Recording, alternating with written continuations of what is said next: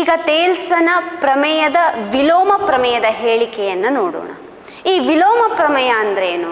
ಇದೊಂದು ರೀತಿ ದಶರಥನ ಮಗ ರಾಮ, ಅದೇ ವಾಕ್ಯವನ್ನು ನಾವು ರಾಮನ ತಂದೆ ದಶರಥ ಈ ರೀತಿ ಹೇಳಿದ ಹಾಗೆ, ಎರಡರ ಅರ್ಥ ಒಂದೇ, ಆದರೆ ಹೇಳಿಕೆ ಬೇರೆ, ಅದು ಉಂಟು ಮಾಡುವ ಪರಿಣಾಮವು ಸ್ವಲ್ಪ ಮಟ್ಟಿಗೆ ಬೇರೆಯಾಗಿರ್ತದೆ. ಅಂದರೆ ತೇಲ್ಸನ ಪ್ರಮೇಯ ಏನು ಹೇಳ್ತದೆ? ತ್ರಿಭುಜದ 3 ಬಾಹುಗಳಲ್ಲಿ ಒಂದು ಬಾಹುವಿಗೆ ಸಮಾಂತರವಾಗಿ ಎಳೆದ ರೇಖೆಯು ಉಳಿದೆರಡು ಬಾಹುಗಳನ್ನು ಸಮಾನುಪಾತದಲ್ಲಿ ವಿಭಾಗಿಸ್ತದೆ ಅಂತ. ಅದರ ವಿಲೋಮ ಪ್ರಮೇಯ ಏನು ಹೇಳ್ತದೆ? ಒಂದು ತ್ರಿಭುಜದ 2 ಬಾಹುಗಳನ್ನು ಸಮಾನುಪಾತದಲ್ಲಿ ವಿಭಾಗಿಸುವಂತೆ ಎಳೆದ ರೇಖೆಯು 3ನೆಯ ಬಾಹುವಿಗೆ ಸಮಾಂತರವಾಗಿ ಇರ್ತದೆ ಅಂತ. ತೇಲ್ಸನ ಪ್ರಮೇಯದ ವಿಲೋಮ ಪ್ರಮೇಯ ಏನು ಹೇಳ್ತದೆ? ಒಂದು ತ್ರಿಭುಜದ 2 ಬಾಹುಗಳನ್ನು ಸಮಾನುಪಾತದಲ್ಲಿ ವಿಭಾಗಿಸುವಂತೆ ಎಳೆದ ರೇಖೆಯು 3ನೆಯ ಬಾಹುವಿಗೆ ಸಮಾಂತರವಾಗಿ ಇರ್ತದೆ. ಅದು ಹೇಗೆ? ನಾವು ಉದಾಹರಣೆಯ ಮೂಲಕ ನೋಡುವ. ಈಗ ಈ ಚಿತ್ರವನ್ನು ಗಮನಿಸಿ. ABC ತ್ರಿಭುಜದಲ್ಲಿ ABಯ ಮೇಲೆ P ಬಿಂದುವನ್ನು ಗುರುತಿಸಲಾಗಿದೆ, BCಯ ಮೇಲೆ Q ಬಿಂದುವನ್ನು ನಾವು ಗುರುತಿಸ್ತೇವೆ. ಅದು ಯಾವ ಅನುಪಾತದಲ್ಲಿ ವಿಭಾಗಿಸ್ತದೆ ಅಂದರೆ 3:4ರ ಅನುಪಾತದಲ್ಲಿ ABಯನ್ನು ವಿಭಾಗಿಸಿದರೆ 16:12ರ ಅನುಪಾತದಲ್ಲಿ CBಯನ್ನು ವಿಭಾಗಿಸ್ತದೆ. ಅಂದರೆ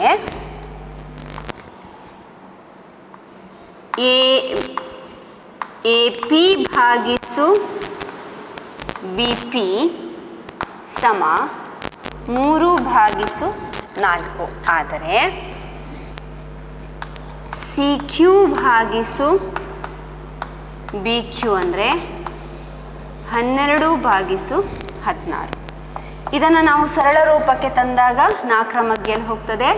4 3 4 4 3ನೇ 4. ಅಂದರೆ ಇವೆರಡರ ಅನುಪಾತ ಸಹ ಸಮವಾಗಿದೆ. AP ಭಾಗಿಸು BP ಸಮ CQ ಭಾಗಿಸು BQ. ಇವೆರಡರ ಅನುಪಾತವೂ ಸಹ ಪರಸ್ಪರ ಸಮವಾಗಿದೆ. ಹೀಗೆ ಸಮಾನುಪಾತದಲ್ಲಿ ಎಳೆದ್ರೆ ಅದು ತನ್ನಿಂದ ತಾನಾಗಿಯೇ 3ನೆಯ ಬಾಹುವಿಗೆ ಸಮಾನುಪಾತದಲ್ಲಿರ್ತದೆ. ಸಮಾನುಪಾತದಲ್ಲಿರ್ತದೆ ಅಂತ ನಾವು ಹೇಗೆ ಸಮಾಂತರವಾಗಿರ್ತದೆ. ಆ ಸಮಾಂತರವಾಗಿರ್ತದೆ ಅನ್ನುವುದನ್ನು ನಾವು ಹೇಗೆ ಗುರುತಿಸುವುದು? ನಾವು ಸಿಯಲ್ಲಿ ಕೋನವನ್ನು ಅಳೆದಾಗ ಎರಡೂ ಕೋನಗಳು ಸಹ 40 ಡಿಗ್ರಿಯನ್ನು ತೋರಿಸ್ತಾ ಇದೆ. ನಮ್ಗೆ ಗೊತ್ತಿದೆ, ಯಾವುದೇ ಸಮಾಂತರ ಸರಳ ರೇಖೆಯಲ್ಲಿ ಇವುಗಳನ್ನು ನಾವು ಅನುರೂಪ ಕೋನಗಳು ಅಂತ ಕರಿತೇವೆ. ಅನುರೂಪ ಕೋನಗಳು ಸಮವಾಗುವುದು ಯಾವಾಗ? ಈ 2 ರೇಖೆಗಳು ಸಮಾಂತರವಾಗಿದ್ದಾಗ ಮಾತ್ರ. 2 ರೇಖೆಯನ್ನು ಛೇದಕ ರೇಖೆ ಛೇದಿಸಿದಾಗ ಉಂಟಾಗುವಂತಹ ಅನುರೂಪ ಕೋನಗಳಿವು. ಇದು ಸಮ ಆಗಿದೆ ಅಂದರೆ ಈ 2 ರೇಖೆಗಳು ಸಮಾಂತರವಾಗಿದೆ ಅಂತ ಅರ್ಥ. ಆದ್ದರಿಂದ ಇಲ್ಲಿ ಏನಾಗಿದೆ? PQ ACಗೆ ಸಮಾಂತರವಾಗಿದೆ. PQ ACಗೆ ಸಮಾಂತರವಾಗಿದೆ. ಇದು ತೇಲ್ಸನ ಪ್ರಮೇಯದ ವಿಲೋಮ ಹೇಳಿಕೆ. ಹಾಗೆಯೇ ತೇಲ್ಸನ ಪ್ರಮೇಯದ ಉಪಪ್ರಮೇಯವೂ ಸಹ ನಮಗೆ ಮುಂದಿನ ಲೆಕ್ಕಕ್ಕೆ ಅತ್ಯಂತ ಮುಖ್ಯವಾಗಿ ಬೇಕಾಗುವಂತಹ ಅಂಶ ಆಗಿದೆ. ತೇಲ್ಸನ ಪ್ರಮೇಯದ ಉಪಪ್ರಮೇಯ ಏನು ಹೇಳ್ತದೆ ನೋಡೋಣ. ನಾವು ತ್ರಿಭುಜದ ಒಂದು ಬಾಹುವಿಗೆ ಸಮಾಂತರವಾಗಿ ಎಳೆದ ರೇಖೆಯು ಉಂಟು ಮಾಡುವ ಇನ್ನೊಂದು ತ್ರಿಭುಜದ ಅನುರೂಪ ಬಾಹುಗಳು ಮೂಲ ತ್ರಿಭುಜದ ಅನುರೂಪ ಬಾಹುಗಳಿಗೆ ಸಮಾನುಪಾತದಲ್ಲಿರ್ತದೆ. ಅದೇನು ಅಂತ ಅರ್ಥ ಮಾಡಿಕೊಳ್ಳುವ. ಈಗ ABC ಒಂದು ಮೂಲ ತ್ರಿಭುಜ. ಈ ABC ತ್ರಿಭುಜದ BC ಬಾಹುವಿಗೆ ಸಮಾಂತರವಾಗಿ DE ರೇಖೆಯನ್ನು ಎಳೆದಿದ್ದೇನೆ. DE ರೇಖೆ ಎಳೆದಾಗ ಈ ತ್ರಿಭುಜ ಇನ್ನೊಂದು ಹೊಸ ತ್ರಿಭುಜವನ್ನು ಸೃಷ್ಟಿ ಮಾಡಿತು. ನೀವು ಇಲ್ಲಿ ಗಮನಿಸಬಹುದು, ADE ಒಂದು ತ್ರಿಭುಜ ಸಿಕ್ಕಿದೆ ನಮಗೆ.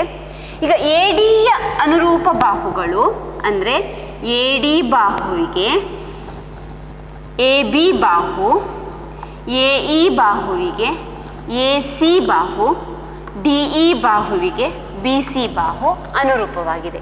ಈ ಅನುರೂಪ ಬಾಹುಗಳು ಪರಸ್ಪರ ಸಮಾನುಪಾತದಲ್ಲಿ ಇರ್ತದೆ. ಅದನ್ನೇ ಅಲ್ಲಿ ಕೊಟ್ಟಿದ್ದೇನೆ. ಎ ಡಿ ಭಾಗಿಸು ಎ ಬಿ ಸಮ ಡಿ ಇ ಭಾಗಿಸು ಬಿ ಸಿ ಸಮ ಎ ಇ ಭಾಗಿಸು ಎ ಸಿ. ಈ ಬಾಹುಗಳು ಪರಸ್ಪರ ಸಮಾನುಪಾತದಲ್ಲಿರ್ತದೆ. ಇದು ಸಹ ನಮಗೆ ಮುಂದಿನ ವಿವರಣೆಗಳಿಗೆ ಬೇಕಾಗ್ತದೆ. ಈಗ ತೇಲ್ಸನ ಪ್ರಮೇಯಕ್ಕೆ ಸಂಬಂಧಪಟ್ಟ ಹಾಗೆ ಒಂದೆರಡು ಸರಳ ಸಮಸ್ಯೆಗಳನ್ನು ಬಿಡಿಸುವ ಪ್ರಯತ್ನ ಮಾಡೋಣ. ಇಲ್ಲಿ ಕೊಟ್ಟ ಹಾಗೆ ಎ ಬಿ ಸಿ ತ್ರಿಭುಜದಲ್ಲಿ ಸಿ ಇಯ ಬೆಲೆಯನ್ನು ಕಂಡುಹಿಡಿಯಿರಿ ಅಂತ ಹೇಳಿದ್ದಾರೆ. ಬೇರೆ ಎ ಡಿಯ ಬೆಲೆ ಕೊಟ್ಟಿದ್ದಾರೆ, ಬಿ ಡಿಯ ಬೆಲೆ ಕೊಟ್ಟಿದ್ದಾರೆ, ಎ ಇಯ ಬೆಲೆ ಕೊಟ್ಟಿದ್ದಾರೆ ಮತ್ತು ಸಿ ಇಯ ಬೆಲೆಯನ್ನು ಕೇಳಿದ್ದಾರೆ. ಇದನ್ನು ಹೇಗೆ ಕಂಡುಹಿಡಿಯೋದು? ನಮಗೆ ತೇಲ್ಸನ ಪ್ರಮೇಯದಲ್ಲಿ ಒಂದು ಅಂಶವನ್ನು ಇಲ್ಲಿ ಕೊಟ್ಟಿದ್ದಾರೆ. ಏನಂದರೆ ಡಿ ಇ ಸಮಾಂತರ ಬಿ ಸಿ. ಅದನ್ನು ಚಿತ್ರದಲ್ಲಿ ತೋರಿಸಿದ್ದಾರೆ. ಎರಡು ಬಾಣದ ಗುರುತು ಹೀಗೆ ಹಾಕಿದ್ದಾರೆ ಅಂದರೆ ಅವೆರಡು ಪರಸ್ಪರ ಸಮಾಂತರವಾಗಿದೆ ಅಂತ ಅರ್ಥ.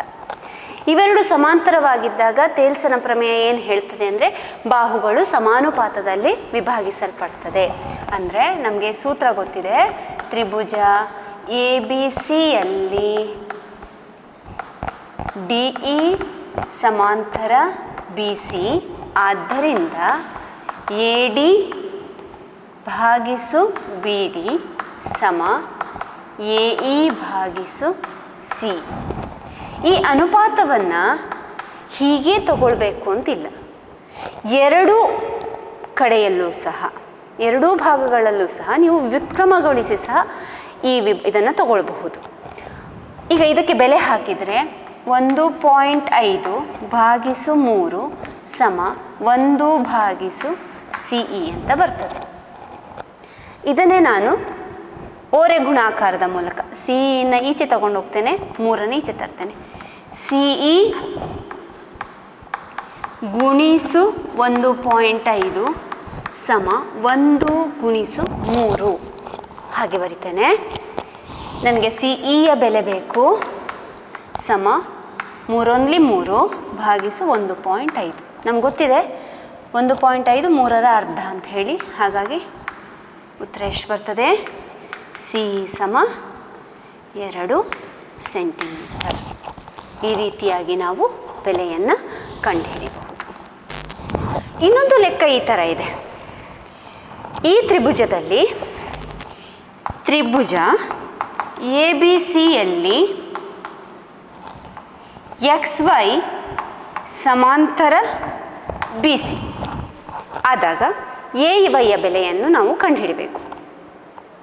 ಇಲ್ಲಿ ಏನೆಲ್ಲ ಕೊಟ್ಟಿದ್ದಾರೆ ಅಂತ ಗಮನಿಸಿದರೆ ಎ ಎಕ್ಸಿನ ಬೆಲೆ ಕೊಟ್ಟಿದ್ದಾರೆ 2 ಸೆಂಟಿಮೀಟರ್, ಎಕ್ಸ್ ಬಿಯ ಬೆಲೆ ಕೊಟ್ಟಿದ್ದಾರೆ 3 ಸೆಂಟಿಮೀಟರ್. ಆದರೆ ಈ ವಿಭಾಗದಲ್ಲಿ ಎ ವೈಯ ಬೆಲೆಯೂ ಕೊಡಲಿಲ್ಲ, ಸಿ ವೈಯ ಬೆಲೆಯೂ ಕೊಡಲಿಲ್ಲ. ಬದಲಾಗಿ ಎ ಸಿಯ ಬೆಲೆ ಕೊಟ್ಟಿದ್ದಾರೆ ಎಷ್ಟು?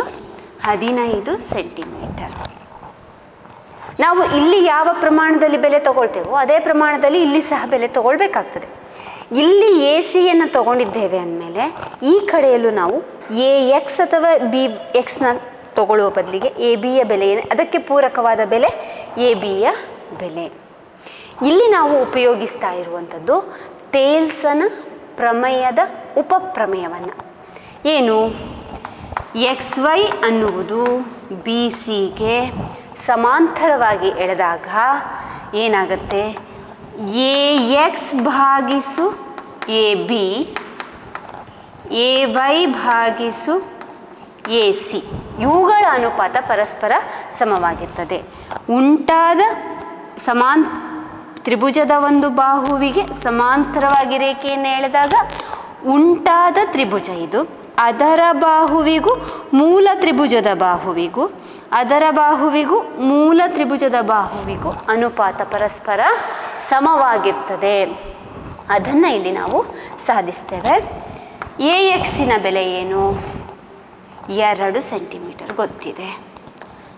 ಎ ಬಿಯ ಬೆಲೆ ನೇರವಾಗಿ ಕೊಡಲಿಲ್ಲ, ಆದರೆ ನಮಗೆ ಗೊತ್ತಿದೆ. ಎ ಬಿ ಅಂದರೆ ಏನು? ಎ ಎಕ್ಸ್ ಮತ್ತು ಬಿ ಎಕ್ಸನ್ನೇನು ಮಾಡಬೇಕಿಲ್ಲಿ? ಕೂಡಿಸಬೇಕು. ಅಂದರೆ ಎ ಬಿಯ ಬೆಲೆ ಕಂಡು ಹಿಡಿಲಿಕ್ಕಾಗ್ತದೆ, ಕೊಡಲಿಲ್ಲ. A X plus B X ಇವೆರಡನ್ನು ಕೂಡಿಸಿದಾಗ 2 + 3 ಸಮ ಎಷ್ಟು? 5 ಸೆಂಟಿಮೀಟರ್. ಸೊ ಇದು 5. ಹಾಗೆ ಸಮ ಎ ವೈ ಗೊತ್ತಿಲ್ಲ, ಅದನ್ನೇ ಕಂಡುಹಿಡಿಲಿಕ್ಕೆ ಹೇಳಿದ್ದಾರೆ. ಭಾಗಿಸು ಎ ಸಿಯ ಬೆಲೆ ಕೊಟ್ಟಿದ್ದಾರೆ ಎಷ್ಟು? 15. ಇಲ್ಲಿ ಪುನಃ ಎ ವೈ ಸಮ 2/5 ಇದೆ.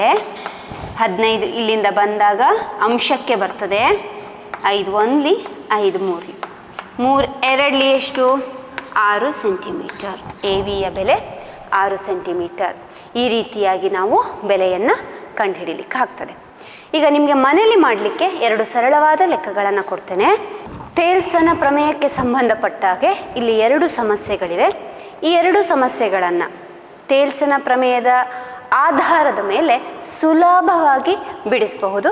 ಅವೆರಡನ್ನೂ ನೀವು ಮನೆಯಲ್ಲಿ ಮಾಡ್ತೀರಿ ಅಂತ ಅಂದ್ಕೊಂಡಿದ್ದೇನೆ.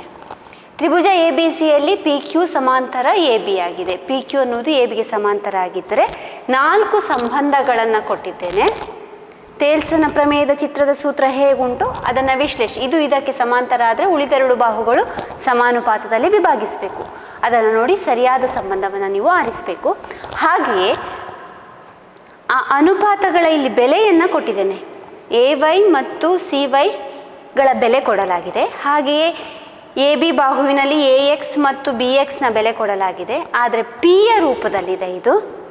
ಆ ಪಿಯ ಬೆಲೆಯನ್ನು ನೀವು ಈ ಲೆಕ್ಕದಲ್ಲಿ ಕಂಡುಹಿಡಿಬೇಕು. ಈ ಹಿಂದೆ ಈಗಾಗಲೇ ನಾವು ಹಿಂದಿನ ತರಗತಿಯಲ್ಲಿ ಒಂದು ತ್ರಿಭುಜ, 2 ತ್ರಿಭುಜಗಳು ಸಮರೂಪವಾಗಿರಬೇಕಾದ್ರೆ ಯಾವ ಗುಣಲಕ್ಷಣವನ್ನು ಹೊಂದಿರಬೇಕು ಅಂತ ನೋಡಿದ್ದೆವು. ತ್ರಿಭುಜಗಳು ಮಾತ್ರ ಅಲ್ಲ, ಯಾವುದೇ 2 ಬಹುಭುಜಾಕೃತಿಗಳನ್ನು ತೆಗೆದುಕೊಂಡರೂ ಸಹ ಆ 2 ಬಹುಭುಜಾಕೃತಿಗಳಲ್ಲಿ ಅವುಗಳ ಅನುರೂಪ ಕೋನಗಳು ಸಮವಾಗಿರಬೇಕು. ಹಾಗೆಯೇ ಅವುಗಳ ಅನುರೂಪ ಬಾಹುಗಳ ಅನುಪಾತ ಸಮವಾಗಿರಬೇಕು. ಅದನ್ನೇ ನಾವು ತ್ರಿಭುಜಕ್ಕೂ ಅನ್ವಯಿಸಿದ್ದೇವೆ. ತ್ರಿಭುಜ ಏನು ಹೇಳ್ತದೆ? 2 ತ್ರಿಭುಜಗಳು ಸಮರೂಪವಾಗಬೇಕಾದ್ರೆ ಆ 2 ತ್ರಿಭುಜಗಳ ಅನುರೂಪ ಕೋನಗಳು ಸಮವಾಗಿರಬೇಕು ಮತ್ತು ಅವುಗಳ ಅನುರೂಪ ಬಾಹುಗಳ ಅನುಪಾತ ಸಮವಾಗಿ ಇರಬೇಕು ಅಂತ. ಆದರೆ ತ್ರಿಭುಜಗಳ ವಿಚಾರಕ್ಕೆ ಬಂದಾಗ ಇಲ್ಲಿ ಒಂದು ಸ್ವಲ್ಪ ಬದಲಾವಣೆ ಕಾಣಿಸ್ತದೆ. ಏನು ಅಂದರೆ, ಈ 2 ಸಮವಾಗಿರಬೇಕಾ ಅಂದರೆ ಕೋನಗಳು ಪರಸ್ಪರ ಸಮವಾಗಿರಬೇಕು, ಬಾಹುಗಳ ಅನುಪಾತವೂ ಸಮವಾಗಿರಬೇಕು.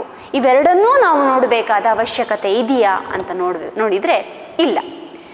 ತ್ರಿಭುಜದಲ್ಲಿ ಏನಾಗ್ತದೆ, ಅವೆರಡರಲ್ಲಿ ಯಾವುದಾದ್ರೂ ಒಂದು ಅಂದರೆ 2 ತ್ರಿಭುಜಗಳು, ಎಕ್ಸ್ಕ್ಯೂಸ್ ಮೀ, ಬೋರ್ಡ್ ಉಜ್ಜಿರಲಿಲ್ಲ. ನಮಸ್ತೆ ಮಕ್ಕಳೇ. ಈ ದಿನ ನಾವು ಇಂದಿನ ತರಗತಿಯಲ್ಲಿ 2 ತ್ರಿಭುಜಗಳ ಸಮರೂಪತೆಯ ನಿರ್ಧಾರಕ ಗುಣಗಳ ಬಗ್ಗೆ ತಿಳಿದುಕೊಳ್ಳೋಣ. ನಾವು ಈಗಾಗಲೇ ಈ ಹಿಂದೆ ತಿಳಿದಂತೆ ಯಾವಾಗ 2 ತ್ರಿಭುಜಗಳು ಸಮರೂಪವಾಗಿರ್ತದೆ?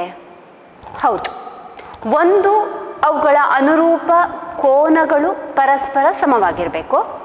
ಎರಡನೆಯದ್ದು ಅವುಗಳ ಅನುರೂಪ ಬಾಹುಗಳು ಸಮಾನುಪಾತದಲ್ಲಿ ಇರಬೇಕು. ಆದರೆ ಬೇರೆ ಬಹುಭುಜಾಕೃತಿಗಳಲ್ಲಿ ನಾವು ಅವುಗಳು ಸಮರೂಪವಾಗಿದೆಯಾ ಅಂತ ಗಮನಿಸಬೇಕಾದ್ರೆ ಇವೆರಡೂ ಅಂಶಗಳನ್ನು ನೋಡಬೇಕು. ತ್ರಿಭುಜಗಳ ವಿಷಯಕ್ಕೆ ಬಂದರೆ ಏನಾಗುತ್ತೆ, ಒಂದು ವೇಳೆ ಆ 2 ತ್ರಿಭುಜಗಳ ಅನುರೂಪ ಕೋನಗಳು ಸಮವಾಗಿದ್ದರೆ ನಾವು ಬಾಹುಗಳ ಅನುಪಾತ ಸರಿ ಇದೆಯಾ ಅಂತ ನೋಡುವ ಅವಶ್ಯಕತೆ ಇಲ್ಲ. ಅವುಗಳು ಸಮವಾಗಿ ತನ್ನಿಂತಾನಾಗಿಯೇ ಸಮವಾಗಿರ್ತದೆ ಮತ್ತು ಆ 2 ತ್ರಿಭುಜಗಳು ಸಮರೂಪವಾಗಿರ್ತದೆ. ಅಥವಾ ಆ 2 ತ್ರಿಭುಜಗಳ ಅನುರೂಪ ಬಾಹುಗಳ ಅನುಪಾತವನ್ನು, ಪ್ರಮಾಣವನ್ನು ನಾವು ಅಳತೆ ಮಾಡಿ ಅವುಗಳು ಸಮವಾಗಿದ್ದರೆ ಮತ್ತು ಕೋನವನ್ನು ನೋಡುವ ಅವಶ್ಯಕತೆ ಇಲ್ಲ. ಆ 2 ತ್ರಿಭುಜಗಳು ಸಮಕೋನೀಯವಾಗಿರ್ತವೆ ಮತ್ತು ಸಮರೂಪವಾಗಿರ್ತದೆ. ಇದನ್ನು ನಾವು ಸಮರೂಪತೆಯ ನಿರ್ಧಾರಕ ಗುಣಗಳು ಅಂತ ಹೇಳ್ತೇವೆ. ಅದರಲ್ಲಿ ಒಂದು ನಿರ್ಧಾರಕ ಗುಣ ಕೋಕೋ ಅಂದರೆ ಕೋನ ಸಮರೂಪತೆಯ ನಿರ್ಧಾರಕ ಗುಣ. ಏನಿದು ಕೋನ ಸಮರೂಪತೆಯ ನಿರ್ಧಾರಕ ಗುಣ? ಎರಡು ತ್ರಿಭುಜಗಳ ಅನುರೂಪ ಬಾಹುಗಳು. ಏನಿದು ಕೋಕೋ ಸಮರೂಪತೆಯ ನಿರ್ಧಾರಕ ಗುಣ ಅಂದರೆ?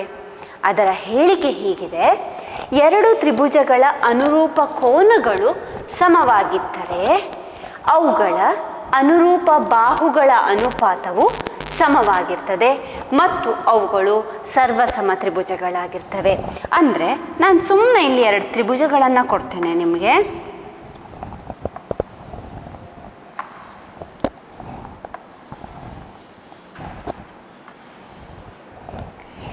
ಎ ಬಿ ಸಿ ಅಂತ ಇಟ್ಕೊಳ್ಳುವ. ಈ ತ್ರಿಭುಜವನ್ನು ಎಕ್ಸ್ ವೈ ಝಡ್ ಅಂತ ತಗೊಳ್ಳುವ. ಈಗ ಈ ಎರಡು ತ್ರಿಭುಜಗಳಲ್ಲಿ ಅವುಗಳ ಕೋನಗಳು ಸಮವಾಗಿದ್ದರೆ, ಅದರ ಅಳತೆ ಈ ಥರ ಇದೆ ನೋಡಿ. ಕೋನ ಬಿ 120 ಆದರೆ ಕೋನ ವೈ 120, ಕೋನ ಎ 30 ಡಿಗ್ರಿ ಇದ್ದರೆ ಕೋನ ಎಕ್ಸ್ ಸಹ 30 ಡಿಗ್ರಿ ಇದೆ. ಹಾಗೆಯೇ ಕೋನ ಸಿ ಇದು ಸಹ 30 ಡಿಗ್ರಿ, ಇದು ಸಹ 30 ಡಿಗ್ರಿ ಇದೆ ಅಂತ ಇಟ್ಕೊಳ್ಳಿ. ಏನಾಗಿದೆ ಇಲ್ಲಿ? ಅನುರೂಪ ಕೋನಗಳು ಪರಸ್ಪರ ಸಮವಾಗಿದೆ. ಆಗ ಬಾಹುಗಳನ್ನು ಅಳತೆ ಮಾಡಬೇಕಾದ ಅಗತ್ಯ ಇಲ್ಲ. ಈ ಪ್ರಮೇಯ ಏನು ಹೇಳ್ತದೆ ಅಂದರೆ, ಬಾಹುಗಳ ಅನುಪಾತ ಎ ಬಿ ಭಾಗಿಸು ಎಕ್ಸ್ ವೈ ಸಮ ಬಿ ಸಿ ಭಾಗಿಸು ವೈ ಝಡ್ ಸಮ ಎ ಸಿ ಭಾಗಿಸು ಎಕ್ಸ್ ಝಡ್, ಅವುಗಳ ಅನುಪಾತ ಪರಸ್ಪರ ಸಮವಾಗಿರ್ತದೆ ಅಂತ ಹೇಳ್ತದೆ. ಇದನ್ನು ನಾವೀಗ ತಾರ್ಕಿಕವಾಗಿ ಸಾಧಿಸಬೇಕು. ಇದನ್ನು ಸಾಧಿಸುವ ಮೊದಲು ನಾವು ಕೆಲವೆಲ್ಲ ವಿಚಾರಗಳನ್ನು ತಿಳ್ಕೊಳ್ಬೇಕಾಗ್ತದೆ. ಈ ಕೋಕೋ ಸಮರೂಪತೆಯ ಪ್ರಮೇಯವನ್ನು ಸಾಧಿಸಬೇಕಾದ್ರೆ ನಾವು ತಿಳಿದುಕೊಂಡಿರಬೇಕಾದಂತಹ ಕೆಲವು ಪೂರ್ವಜ್ಞಾನಗಳಿವೆ. ಯಾವುದದು ಪೂರ್ವಜ್ಞಾನ? ಒಂದನೆಯದಾಗಿ, ನೀವು ಈಗಾಗಲೇ ನಿಮ್ಮ ಹಿಂದಿನ ತರಗತಿಯಲ್ಲಿ ಕಲ್ತಿದ್ವಿ. ಎರಡು ತ್ರಿಭುಜಗಳು ಸರ್ವಸಮ ಆಗಿರಬೇಕಾದ್ರೆ ಕೆಲವೊಂದು ಸಿದ್ಧಾಂತಗಳನ್ನು ಕಲ್ತಿದ್ವಿ. ಆ ಸಿದ್ಧಾಂತದಲ್ಲಿ ನೀವು ಬಾಕೋಬ ಸಿದ್ಧಾಂತ, ಈ ಹೆಸರು ನೆನಪಿರಬಹುದಲ್ಲ ನಿಮಗೆ? ಬಾಕೋಬ ಸಿದ್ಧಾಂತವನ್ನು ನಾವು ನೆನಪಿಟ್ಕೊಳ್ಬೇಕು. ಬಾಹು ಕೋನ ಬಾಹು ಏನು ಹೇಳ್ತದೆ ಈ ಸಿದ್ಧಾಂತ? ಎರಡು ತ್ರಿಭುಜಗಳಲ್ಲಿ ಒಂದರ ಎರಡು ಬಾಹು ಇನ್ನೊಂದರ ಅನುರೂಪವಾದ ಎರಡು ಬಾಹುಗಳಿಗೆ ಮತ್ತು ಅವುಗಳ ನಡುವಿನ ಕೋನಗಳು ಪರಸ್ಪರ ಸಮವಾಗಿದ್ದರೆ ಆ ಎರಡು ತ್ರಿಭುಜಗಳು ಸರ್ವಸಮವಾಗಿರ್ತದೆ. ಎರಡೂ ತ್ರಿಭುಜಗಳು ಒಂದರಲ್ಲೊಂದು ಐಕ್ಯ ಆಗ್ತದೆ. ಎರಡು ಬಾಹು ಮತ್ತು ಅವುಗಳ ನಡುವಿನ ಕೋನ ಪರಸ್ಪರ ಸಮವಾಗಿರಬೇಕು, ಆಗ ತ್ರಿಭುಜಗಳು ಸರ್ವಸಮ ಅನ್ನುವಂತಹ ಬಾಕೋಬ ಸಿದ್ಧಾಂತವನ್ನು ಸಹ ನೀವಿಲ್ಲಿ ನೆನಪಿಟ್ಕೊಳ್ಬೇಕಾಗ್ತದೆ. ಇನ್ನೊಂದು ನೀವು ಈ ವಿಚಾರದಲ್ಲಿ ತಿಳ್ಕೊಳ್ಬೇಕಾದ ವಿಷಯ, ಇನ್ನೊಂದು ನೀವು ತಿಳ್ಕೊಳ್ಬೇಕಾದ ವಿಚಾರ ಏನು ಅಂದರೆ, ಎರಡು ರೇಖೆಗಳಿರ್ತವೆ. ಆ ರೇಖೆಯನ್ನು ಒಂದು ಛೇದಕ ರೇಖೆ ಛೇದಿಸಿದೆ, ಆಗ ಉಂಟಾಗುವ ಎರಡು ಕೋನಗಳು, ಇಲ್ಲಿ ನಾನು ಗುರುತಿಸಿದಂತಹ ಎರಡು ಕೋನಗಳು, ಈ ಕೋನವನ್ನೇನಂತ ಕರಿತೇವೆ? ಅನುರೂಪ ಕೋನಗಳು ಅಂತ ಕರಿತೇವೆ. ಅದಿಲ್ಲೇ ಇರಬೇಕು ಅಂತಿಲ್ಲ, ಬೇರೆ ಕಡೆಯೂ ಆಗಬಹುದು. ಈಗ ನಾನು ಇಲ್ಲಿ ತಗೊಂಡಿದ್ದೇನೆ. ಒಟ್ಟು 4 ಜೋಡಿ ಅನುರೂಪ ಕೋನಗಳು ಉಂಟಾಗ್ತದೆ, ನಾವು ಕಲ್ತಿದ್ದೇವೆ. ಈ ಅನುರೂಪ ಕೋನಗಳು, ಉದಾಹರಣೆಗೆ ಇದರ ಬೆಲೆ ಕೊಡ್ತೇನೆ. ಒಂದು ವೇಳೆ ಈ ಅನುರೂಪ ಕೋನಗಳು ಪರಸ್ಪರ ಸಮ ಆದರೆ ಈ ಎರಡು ರೇಖೆಗಳು ಹೇಗಿರ್ತವೆ? ನಾವೀಗಾಗಲೇ 8ನೇ ತರಗತಿಯಲ್ಲಿ ವಿಚಾರವನ್ನು ಕಲ್ತಿದ್ದೇವೆ. ಅಂದರೆ ಈ ಎರಡೂ ರೇಖೆಗಳು ಪರಸ್ಪರ ಸಮಾಂತರವಾಗಿರ್ತದೆ. ಎರಡು ರೇಖೆಗಳನ್ನು ಒಂದು ಛೇದಕ ರೇಖೆ ಛೇದಿಸಿದಾಗ ಉಂಟಾಗುವ ಅನುರೂಪ ಕೋನಗಳು ಸಮವಾಯಿತು ಅಂದರೆ ಆ ಎರಡು ರೇಖೆಗಳು ಪರಸ್ಪರ ಸಮಾಂತರವಾಗಿರ್ತದೆ. ಈ ವಿಚಾರವನ್ನು ತಿಳ್ಕೊಳ್ಬೇಕು. ಹಾಗೆಯೇ ನಾವು ಥೇಲ್ಸ್ನ ಉಪಪ್ರಮೇಯವನ್ನು ಸಹ ನೆನಪಿಟ್ಕೊಳ್ಬೇಕು. ಥೇಲ್ಸ್ನ ಉಪಪ್ರಮೇಯ, ಥೇಲ್ಸ್ನ ಉಪಪ್ರಮೇಯ ಏನು ಹೇಳ್ತದೆ? ಒಂದು ತ್ರಿಭುಜ ಇದ್ದರೆ ಆ ತ್ರಿಭುಜವನ್ನು ಒಂದು ಬಾಹುವಿಗೆ, ನಾನು ಬಿ ಸಿ ಬಾಹುವನ್ನು ಆರಿಸಿಕೊಳ್ತೇನೆ, ಸಮಾಂತರವಾಗಿ ಒಂದು ರೇಖೆಯನ್ನು ಎಳೆದೆವು ಅಂತಾದರೆ ಆಗ ಉಂಟಾಗುವ ತ್ರಿಭುಜ AXY ಅನ್ನುವಂತಹ ಹೊಸ ತ್ರಿಭುಜ ಉಂಟಾಯಿತು.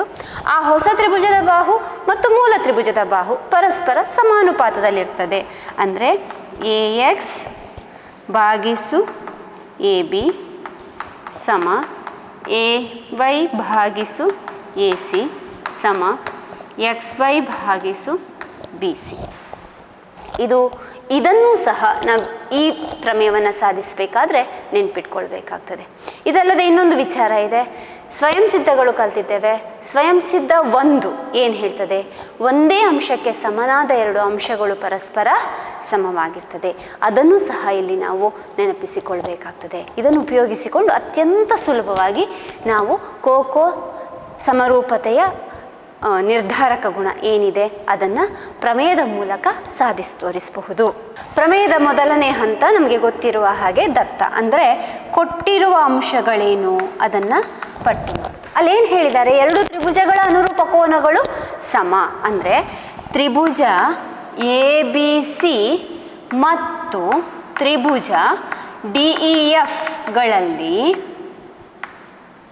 ಅವುಗಳ ಅನುರೂಪ ಕೋನಗಳು ಸಮ. ಅಂದರೆ ಕೋನ ಎ ಅನ್ನುವುದು ಕೋನ ಡಿಗೆ ಸಮ, ಕೋನ ಬಿ ಕೋನ ಇಗೆ ಸಮ, ಕೋನ ಸಿ ಕೋನ ಎಫ್ಗೆ ಸಮ.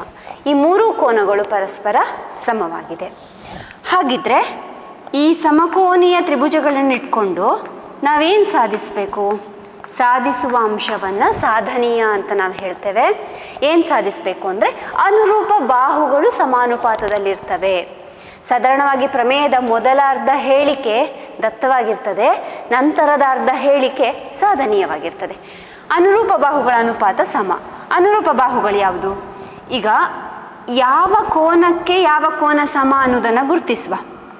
ಬಿಗೆ ಇ ಸಮ, ಕೋನ ಸಿಗೆ ಕೋನ ಎಫ್ ಸಮ ಆಗಿದೆ, ಕೋನ ಎಗೆ ಕೋನ ಡಿ ಸಮ ಆಗಿದೆ. ಅಂದಮೇಲೆ ಅನುರೂಪ ಕೋನಗಳು ಅವುಗಳ ಅಭಿಮುಖ ಬಾಹುವಾಗಿರ್ತದೆ. ಎ ಯ ಅಭಿಮುಖ ಬಾಹುವಿಗೆ ಡಿ ಯ ಅಭಿಮುಖ ಬಾಹು ಅನುರೂಪ, ಬಿ ಯ ಅಭಿಮುಖ ಬಾಹುವಿಗೆ ಇ ಯ ಅಭಿಮುಖ ಬಾಹು ಅನುರೂಪ, ಸಿ ಯ ಅಭಿಮುಖ ಬಾಹುವಿಗೆ ಎಫ್ನ ಅಭಿಮುಖ ಬಾಹು ಅನುರೂಪ. ಆ ನಿಟ್ಟಿನಲ್ಲಿ ತಗೊಂಡಾಗ ಎ ಬಿಗೆ ಅನುರೂಪವಾದದ್ದು ಡಿ ಇ ಸಮ ಬಿ ಸಿಗೆ ಅನುರೂಪ ಆದದ್ದು ಇ ಎಫ್ ಸಮ ಎ ಸಿಗೆ ಅನುರೂಪ ಆದದ್ದು ಡಿ ಎಫ್. ಇದನ್ನು ನಾವು ಸಾಧಿಸಬೇಕು. ಬಾಹುಗಳ ಅನುಪಾತ ಸಮ ಅಂತ ಸಾಧಿಸಬೇಕು. ಇದನ್ನು ಮಾಡಬೇಕಾದ್ರೆ ಒಂದು ಸರಳವಾದ ರಚನೆಯ ಅಗತ್ಯ ಇದೆ. ಏನು ರಚನೆ ಮಾಡಬೇಕು? ನೀವು ಎ ಬಿಯನ್ನು ಅಳತೆ ಮಾಡಬೇಕು. ಅದೇ ಅಳತೆಗೆ ಒಂದು ಪಾಯಿಂಟನ್ನು ಗುರುತಿಸಬೇಕು. ಆ ಪಾಯಿಂಟಿಗೆ ಪಿ ಅಂತ ಹೆಸರಿಡುವ. ಎ ಸಿಯನ್ನು ಅಳತೆ ಮಾಡಬೇಕು. ಅದೇ ಅಳತೆಗೆ ಇಲ್ಲೊಂದು ಪಾಯಿಂಟ್ ಕ್ಯೂ ಅನ್ನು ಗುರುತಿಸುವ ಮತ್ತು ಪಿ ಮತ್ತು ಕ್ಯೂ ಅನ್ನು ಸೇರಿಸುವ. ಇಷ್ಟೇ. ಆ ರಚನೆಯನ್ನು ಮಾಡ್ತವೆ. ಆ ರಚನೆಯನ್ನು ಬರೆದ್ರೆ ಸುಲಭ ಇರ್ತದೆ. ಏನು ರಚನೆ? ರಚನೆ ಏನು ಅಂದರೆ ಡಿ ಪಿ ಸಮ ಎ ಬಿ ಆಗುವಂತೆ ಮತ್ತು ಡಿ ಕ್ಯೂ ಸಮ ಎ ಸಿ ಆಗುವಂತೆ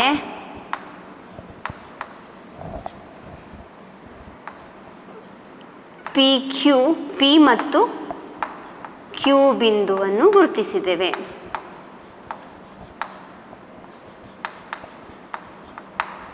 ಇನ್ನೂ ಸ್ಪಷ್ಟವಾಗಿ ಬರೆಯುವುದಾದರೆ ಡಿ ಇ ಹಾಗೂ ಇ ಎಫ್ನ ಮೇಲೆ ಪಿ ಮತ್ತು ಕ್ಯೂ ಬಿಂದುಗಳನ್ನು ಗುರುತಿಸಿದ್ದೇವೆ ಮತ್ತು ಪಿ ಕ್ಯೂವನ್ನು ಸೇರಿಸಿದ್ದೇವೆ. ಇಷ್ಟು ಕೆಲಸ ಮಾಡಿದ್ದೇವೆ. ಆದರೆ ಇಲ್ಲಿ ಮಾಡುವಾಗ ನಾವು ತುಂಬ ನೆನಪಿಟ್ಕೊಳ್ಬೇಕಾದ ವಿಚಾರ ಇದು. ಡಿ ಪಿಗೆ ಎ ಬಿ ಸಮ ಆಗಿರಬೇಕು, ಡಿ ಕ್ಯೂಗೆ ಎ ಸಿ ಸಮ ಆಗಿರಬೇಕು. ಆಗುವ ಹಾಗೆ ಪಿ ಮತ್ತು ಬಿ ಬಿಂದುಗಳನ್ನು ಗುರುತಿಸಿ ಅವುಗಳನ್ನು ಜೋಡಿಸಬೇಕು. ಇನ್ನು ಕೊನೆಯ ಹಂತ ಸಾಧನೆ, ಮುಖ್ಯವಾದ ಹಂತ. ಇಲ್ಲಿ ಮೊದಲಿಗೆ ನಾವು ಮಾಡುವಂಥದ್ದು, ನಾವಿದನ್ನು ಸಾಧಿಸುವಂಥದ್ದು ಏನಂದರೆ ಈ ಬಾಹು ಈ ಬಾಹುವಿಗೆ, ಈ ಬಾಹು ಈ ಬಾಹುವಿಗೆ, ಈ ಬಾಹು ಈ ಬಾಹುವಿಗೆ ಸಮಾನುಪಾತದಲ್ಲಿದೆ ಅಂತ ಸಾಧಿಸಬೇಕು. ಇದನ್ನು ಸಮಾನುಪಾತದಲ್ಲಿದೆ ಅಂತ ಸಾಧಿಸಬೇಕಾದ್ರೆ ಮೊದಲು ಈ 2 ತ್ರಿಭುಜಗಳಲ್ಲಿ, ಇಲ್ಲಿ 2 ತ್ರಿಭುಜ ಉಂಟಾಗಿದೆ, ಈ ತ್ರಿಭುಜಗಳಲ್ಲಿ ಇದರ ಬಾಹು ಇದರ ಮೂಲ ತ್ರಿಭುಜದ ಬಾಹುವಿಗೆ ಸಮಾನುಪಾತದಲ್ಲಿದೆ ಅಂತ ಸಾಧಿಸಬೇಕು. ಅದರ ಮೂಲಕ ನಾವು ಇದಕ್ಕೆ ಹೋಗಬೇಕು. ಹಾಗೆ ಸಾಧಿಸಬೇಕಾದ್ರೆ ನಾವು ತೇಲ್ಸನ ಪ್ರಮೇಯದ ಆಧಾರವನ್ನು ಇಟ್ಕೊಳ್ಬೇಕು. ತೇಲ್ಸನ ಪ್ರಮೇಯದ ಆಧಾರ ಇಟ್ಕೊಳ್ಬೇಕಾದ್ರೆ ಇದು ಇದಕ್ಕೆ ಸಮಾಂತರವಾಗಬೇಕಾಗ್ತದೆ. ಅದನ್ನು ಸಾಧಿಸಬೇಕು ಅಂತಾದರೆ ಮೊದಲಿಗೆ ನಾವು ಅನುಸರಿಸಬೇಕಾದ ಹಂತ ಇಲ್ಲಿ ಕೊಟ್ಟಿರುವಂತಹ ಈ ಒಂದು ತ್ರಿಭುಜ ಮತ್ತು ಇಲ್ಲಿರುವ ಮೇಲಿನ ತ್ರಿಭುಜ, ಈ ತ್ರಿಭುಜಗಳು ಪರಸ್ಪರ ಸರ್ವಸಮ ಅಂತ ಸಾಧಿಸಬೇಕು. ಮೊದಲನೆಯ ಹಂತ ಈ ತ್ರಿಭುಜದಲ್ಲಿ ಸಾಧಿಸಬೇಕಾದದ್ದು ತ್ರಿಭುಜ ಎ ಬಿ ಸಿ ಮತ್ತು ತ್ರಿಭುಜ ಡಿ ಪಿ ಕ್ಯೂಗಳು ಸರ್ವಸಮ ಅಂತ ಸಾಧಿಸಬೇಕು. ಇದು ಸಾಧಿಸಬೇಕಾದ್ರೆ ನಾವೇನು ಮಾಡಬೇಕು? ಯಾವುದಾದ್ರೂ ಒಂದು ಸರ್ವಸಮತೆಯ ಸಿದ್ಧಾಂತವನ್ನು ತಗೊಂಡು ಸಾಧಿಸ್ಲಿಕ್ಕಾಗ್ತದಾ ಅಂತ ನೋಡಬೇಕು. ನೋಡುವ ಯಾವುದನ್ನು ಉಪಯೋಗಿಸ್ಲಿಕ್ಕಾಗ್ತದೆ ಅಂತ ಹೇಳಿ. ಈಗ ಈ ಎರಡು ತ್ರಿಭುಜಗಳಲ್ಲಿ ಆಲ್ರೆಡಿ ನಮ್ಗೆ ಗೊತ್ತಿದೆ ಎ ಸಮ ಕೋನ ಡಿ. ಈ ಎ ಕೋನ ಡಿ ಕೋನಕ್ಕೆ ಸಮ ನಾವು ಇಲ್ಲೇ ಗುರುತಿಸಿ ಬಿಟ್ಟಿದ್ದೇವೆ, ಅದನ್ನು ಇಲ್ಲಿ ಕೊಟ್ಟಿದ್ದೇವೆ ದತ್ತದಲ್ಲಿ. ದತ್ತ ಹೇಳ್ತದೆ ಅವೆರಡು ಪರಸ್ಪರ ಸಮ ಇದೆ. ಹಾಗೆಯೇ ಇನ್ನೊಂದು ಅಂಶ ಸಹ ನಾವು ಗುರುತಿಸಿದ್ದೇವೆ. ಏನಂದರೆ ಇದರ ಎ ಬಿ ಬಾಹು ಡಿ ಪಿ ಕ್ಯೂ ತ್ರಿಭುಜದ ಡಿ ಪಿ ಬಾಹುವಿಗೆ ಸಮ. ಅಂದರೆ ಈ ಬಾಹು ಈ ಬಾಹುವಿಗೆ ಸಮ. ಯಾಕೆ ಸಮ? ನಾವು ರಚನೆ ಮಾಡುವಾಗಲೇ ಹಾಗೆ ಪಿಯನ್ನು ಗುರುತಿಸಿದ್ದು. ಹಾಗೆಯೇ ಇನ್ನೊಂದು ಬಾಹು ಇದೆ, ಎ ಸಿ ಬಾಹುವು ಅದರ ಡಿ ಕ್ಯೂ ಬಾಹುವಿಗೆ ಸಮ. ಯಾಕೆ ಇವೆರಡು ಪರಸ್ಪರ ಸಮ ಆಗ್ತದೆ ಅಂದರೆ ರಚನೆಯ ಕಾರಣದಿಂದಾಗಿ ಅವೆರಡು ಪರಸ್ಪರ ಸಮ ಆಗ್ತದೆ. ಇಲ್ಲೇ ನಮಗೆ ಉತ್ತರ ಸಿಕ್ಕಿತು. ಎರಡು ಬಾಹುಗಳು ಸಮವಾಗಿದೆ, ಅನುರೂಪ ಬಾಹುಗಳು, ಅವುಗಳ ನಡುವಿನ ಕೋನ ಸಮ ಆಗಿದೆ. ಹಾಗಾಗಿ ಈ ಎರಡೂ ತ್ರಿಭುಜಗಳು ಪರಸ್ಪರ ಸರ್ವಸಮ ಆಗ್ತದೆ. ಹಾಗಾದರೆ ನಾವು ತಗೊಳ್ಬಹುದಲ್ಲ, ತ್ರಿಭುಜ ಎ ಬಿ ಸಿ ಸರ್ವಸಮ, ತ್ರಿಭುಜ ಡಿ ಪಿ ಕ್ಯೂ. ಕಾರಣ ಏನು ಹೇಳಿ? ಬಾ ಕೋ ಬಾ ಸರ್ವಸಮತೆ, ಬಾಕೋಬ ಸರ್ವಸಮ. ಇದು ಸಮ ಆಯಿತು. ಇದು ಸಮ ಆದ ಕಾರಣ ನಾವು ಒಂದು ವಿಚಾರವನ್ನು ಇಲ್ಲಿ ತಗೊಳ್ಬೋದು. ಏನಂದರೆ ಈಗಾಗಲೇ ನಮಗೆ ಎ ಬಿ ಡಿ ಪಿಗೆ ಸಮ, ಎ ಸಿ ಡಿ ಕ್ಯೂಗೆ ಸಮ ಅಂತ ಗೊತ್ತಾಗಿದೆ. ಇನ್ನೊಂದು ಬಾಹು ಬಾಕಿ ಉಳಿದಿದೆ, ಯಾವುದು? ಬಿ ಸಿ ಮತ್ತು ಈ ತ್ರಿಭುಜದ ಪಿ ಕ್ಯೂ. ಅದನ್ನು ಯಾಕೆ ಬಿಡುದು? ಅವೆರಡು ಸಹ ಪರಸ್ಪರ ಸಮ ಅಂತ ತಗೊಳ್ಬಹುದು. ಬಿ ಸಿ ಸಮ ಪಿ ಕ್ಯೂ. ಹೀಗೆ ತಗೊಳ್ಳಿಕ್ಕೆ ನಮಗೆ ಸ್ವಾತಂತ್ರ್ಯ ಕೊಟ್ಟವರು ಯಾರು ಅಂದರೆ ಈ ಎರಡೂ ತ್ರಿಭುಜಗಳು ಸರ್ವಸಮ ಆಗಿದ್ದ ಕಾರಣ ಸರ್ವಸಮ ತ್ರಿಭುಜಗಳ ಅನುರೂಪ ಬಾಹುಗಳು ಏನಾಗಿರ್ತವೆ? ಸಮವಾಗಿರ್ತದೆ. ಈ ವಿಚಾರ ನಿಮಗೆ ಗೊತ್ತು. ಆ ಆಧಾರದ ಮೇಲೆ ಈ ಎರಡು ಬಾಹುಗಳು ಸಮವಾಗಿದೆ ಅಂತ ನಾನು ತಗೊಳ್ತೇನೆ. ಇದಕ್ಕೂ ಒಂದು ಅಂತ ಕೊಡ್ತೇನೆ ಸಮೀಕರಣಕ್ಕೆ ಹೆಸರು. ಅದು ಮಾತ್ರ ಸಮ ಆಗಿರೋದಿಲ್ಲ, ನಾನು ಇನ್ನೊಂದು ಕೋನವನ್ನು ತಗೊಳ್ತೇನೆ. ಏನಂದರೆ ಈ ಬಿ ಕೋನ ಪಿ ಕೋನಕ್ಕೆ ಸಮ. ಯಾಕಂದರೆ ಎ ಕೋನಕ್ಕೆ ಡಿ ಕೋನ ಅನುರೂಪ ಆಗಿದೆ ಅಂದಮೇಲೆ ಬಿ ಕೋನಕ್ಕೆ ಯಾವುದು ಅನುರೂಪ ಆಗಿದೆ? ಪಿ ಕೋನ ಅನುರೂಪ ಆಗಿರಬೇಕು. ಅವೆರಡು ಅನುರೂಪ ಬಾಹುವಿನ ಅಭಿಮುಖ ಕೋನ, ಅವೆರಡು ಅನುರೂಪ ಆಗಿರಬೇಕು. ಅದನ್ನು ತಗೊಳ್ತೇನೆ. ಏನಂದರೆ ಕೋನ ಬಿ ಸಮ ಕೋನ ಪಿ. ಇವೆರಡನ್ನು ತಗೊಳ್ಳಿಕ್ಕೆ ಕಾರಣ ಏನು? ಸರ್ವ ಸಮ ತ್ರಿಭುಜದ ಅನುರೂಪ ಭಾಗಗಳು. ಅವೆರಡು ಸರ್ವಸಮ ತ್ರಿಭುಜದ ಅನುರೂಪ ಭಾಗಗಳು. ಪ್ರಮೇಯ ಅಂದರೆ ಹಾಗೆ ಪ್ರತಿಯೊಂದಕ್ಕೂ ನಾವು ಕಾರಣವನ್ನು ಕೊಡಬೇಕು. ತರ್ಕಬದ್ಧವಾಗಿ ಸಾಧಿಸಲ್ಪಡುವಂತಹ ಹೇಳಿಕೆಗಳು. ಇನ್ನು ಉಳಿದದ್ದನ್ನು ಈ ಭಾಗದಲ್ಲಿ ಮುಂದುವರಿಸ್ತೇನೆ. ಬಿ ಸಮ ಪಿ ಆಯಿತು. ಅದನ್ನು ಪುನಃ ಬರ್ಕೊಳ್ತೇನೆ. ಸಣ್ಣ ತ್ರಿಭುಜದ ಬಿ ಕೋನವು ದೊಡ್ಡ ತ್ರಿಭುಜದ ಈ ಪಿ ಕೋನಕ್ಕೆ ಸಮ ಆಯಿತು. ನಾನು ದತ್ತವನ್ನು ಪರಿಶೀಲನೆ ಮಾಡಿದರೆ ಅಲ್ಲಿದೆ ಕೋನ ಬಿ ಎನ್ನುವುದು ಕೋನ ಈ ಕೋನಕ್ಕೆ ಸಮ. ಅಂದರೆ ಚಿತ್ರವನ್ನು ಗಮನಿಸಿ, ಬಿ ಕೋನ ಈ ಕೋನಕ್ಕೆ ಏನಾಗಿದೆ? ಸಮ ಆಗಿದೆ. ಕೋನ ಬಿ ಅನ್ನುವಂಥದ್ದು ಕೋನ ಇಗೆ ಪರಸ್ಪರ ಸಮವಾಗಿದೆ. ಸ್ವಯಂ ಸಿದ್ಧ ಒಂದು ಏನು ಹೇಳ್ತದೆ? ಒಂದೇ ಅಂಶಕ್ಕೆ ಸಮನಾದ ಅಂಶಗಳು ಪರಸ್ಪರ ಸಮವಾಗಿದೆ. ಪಿ ಕೋನವೂ ಬಿ ಕೋನಕ್ಕೆ ಸಮ, ಈ ಕೋನವೂ ಬಿ ಕೋನಕ್ಕೆ ಸಮ ಅಂದ ಮೇಲೆ ಕೋನ ಪಿ ಅನ್ನುವುದು ಕೋನ ಇಗೆ ಸಮ ಆಯಿತು. ಇಲ್ಲಿಗೆ ನಾವು ಈ ತ್ರಿಭುಜವನ್ನು ಬಿಟ್ವಿ, ಈ ತ್ರಿಭುಜಕ್ಕೆ ಬಂದ್ವಿ. ಈ ತ್ರಿಭುಜದಲ್ಲಿ ನಮಗೆ ಈ ಎರಡು ಕೋನಗಳು ಸಮ ಅಂತ ಗೊತ್ತಾಯ್ತು. ಇದು ಗೊತ್ತಿರಲಿಲ್ಲ ನಮಗೆ. ಈ ಎರಡು ತ್ರಿಭುಜ ಸರ್ವಸಮ ಆದ ಕಾರಣ ಪಿ ಕೋನ ಈ ಕೋನಕ್ಕೆ ಸಮ ಆಯಿತು. ಪಿ ಕೋನ ಈ ಕೋನ ಯಾವ ಸ್ಥಾನದಲ್ಲಿದೆ ನೋಡಿ. ಎರಡು ರೇಖೆಗಳಿವೆ, ಒಂದು ಛೇದಕ ರೇಖೆ ಛೇದಿಸಿದ ಹಾಗೆ ಹೋಗಿದೆ ನೋಡಿ. ಈ ಚಿತ್ರವನ್ನು ಇಲ್ಲಿ ಬಿಡಿಸಿದ್ದೇನೆ. ಉಂಟಾದ ಕೋನ ಇಲ್ಲಿ ಪಿ ಇದೆ, ಇಲ್ಲಿ ಇ ಇದೆ. ಈ ಎರಡು ಸ್ಥಾನಗಳು ಅನುರೂಪ ಸ್ಥಾನಗಳು. ಗಮನಿಸ್ತಾ ಇದ್ದೀರಲ್ಲ, ನಾನು ಹೇಳಿದೆ ಈಗಾಗಲೇ ಎರಡು ರೇಖೆಗಳನ್ನು ಒಂದು ಛೇದಕ ಛೇದಿಸಿದಾಗ ಉಂಟಾದ ಅನುರೂಪ ಕೋನಗಳು ಸಮ ಆದರೆ ಏನರ್ಥ ಅಂದರೆ ಆ ಎರಡು ರೇಖೆಗಳು ಪರಸ್ಪರ ಸಮಾಂತರವಾಗಿದೆ ಅಂತ ಅರ್ಥ. ಅಂದರೆ ನಮಗೆ ಈ ಹೇಳಿಕೆ ಇದೆಯಲ್ಲ, ಕೋನ ಪಿ ಸಮ ಕೋನ ಇ ಅನ್ನುವಂಥ ಹೇಳಿಕೆ ಬಹಳ ಮುಖ್ಯ. ಯಾಕೆಂದರೆ ಈ ಎರಡು ಕೋನಗಳು ಸಮ ಆದ ಕಾರಣವೇ ಈ ಎರಡು ಬಾಹುಗಳು ಅಂದರೆ ಪಿ ಕ್ಯೂ ಬಾಹು ಇ ಎಫ್ ಬಾಹುವಿಗೆ ಸಮಾಂತರವಾಗಿದೆ ಅಂತ ಗೊತ್ತಾಗ್ತದೆ. ನಾವೀಗ ಧೈರ್ಯವಾಗಿ ತಗೊಳ್ಬಹುದು. ಆದ್ದರಿಂದ ಪಿ ಕ್ಯೂ ಅನ್ನುವಂಥದ್ದು ಇ ಎಫ್ ಅನ್ನುವಂತಹ ಬಾಹುವಿಗೆ ಸಮಾಂತರವಾಗಿದೆ. ಕಾರಣ ಏನು? ಅನುರೂಪ ಕೋನಗಳು ಸಮ. ಅನುರೂಪ ಕೋನಗಳು ಸಮ. ಅನುರೂಪ ಕೋನಗಳು ಸಮ ಇದ್ದ ಕಾರಣ ಆ ಎರಡು ರೇಖೆಗಳು ಸಮಾಂತರವಾಗಿದೆ. ಇದು ಸಮಾಂತರ ಆದ ಕೂಡಲೇ ನಾನು ಈಗಾಗಲೇ ಹೇಳಿದ ಥೇಲ್ಸ್ ಪ್ರಮೇಯದ ಉಪಪ್ರಮೇಯವನ್ನು ನಾವಿಲ್ಲಿ ಅಳವಡಿಸಲಿಕ್ಕಾಗ್ತದೆ. ಏನು ಥೇಲ್ಸ್ ಪ್ರಮೇಯದ ಉಪಪ್ರಮೇಯ ಹೇಳ್ತದೆ? ಒಂದು ತ್ರಿಭುಜದಲ್ಲಿ ಒಂದು ಬಾಹುವಿಗೆ ಸಮಾಂತರವಾಗಿ ಇನ್ನೊಂದು ರೇಖೆಯನ್ನು ಎಳೆದಾಗ ಉಂಟಾದ ತ್ರಿಭುಜ ಡಿ ಪಿ ಕ್ಯೂ ತ್ರಿಭುಜ ಉಂಟಾಗಿದೆ. ಅದರ ಬಾಹುಗಳು ಮತ್ತು ಮೂಲ ತ್ರಿಭುಜದ ಬಾಹುಗಳ ಅನುಪಾತ ಪರಸ್ಪರ ಸಮವಾಗಿರ್ತದೆ ಅಂತ.